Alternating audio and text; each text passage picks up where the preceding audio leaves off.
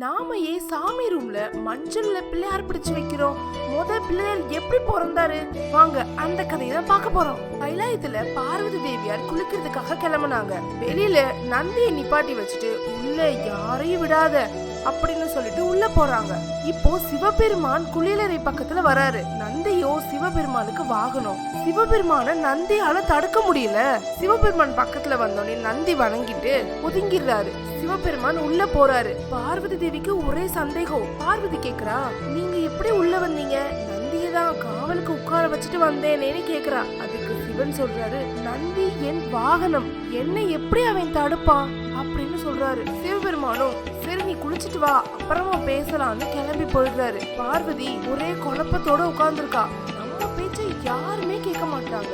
நம்ம பேச்ச கேட்கறதுக்குன்னே ஒரு ஆள் நமக்கு வேணும்னு யோசிச்சுக்கிட்டே பக்கத்துல இருந்த மஞ்சளை உடம்புல தேய்ச்சி குளிக்க ஆரம்பிக்கிறா. அவ உடம்புல தேய்ச்ச மஞ்சள் கொஞ்சம் கொஞ்சமா கீழே விழுது. அத மொத்தமா பாத்துக்கிட்டே இருக்கா.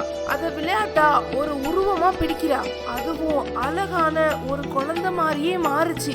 தன்னோட சக்தியால அந்த மஞ்சள்ல பிடிச்ச உருவத்துக்கு உயிர் கொடுக்கறா. அது ஒரு அழகான ஆண் குழந்தையா மாறுச்சு. அந்த குழந்தைக்கு கணேசன்னு பேர் வச்சு தன்னோட முதல் புதல்வனா பார்வதியார் ஏத்துக்கிட்டாங்க. இப்படிதான் பிள்ளையாரும் பிறந்தாரு.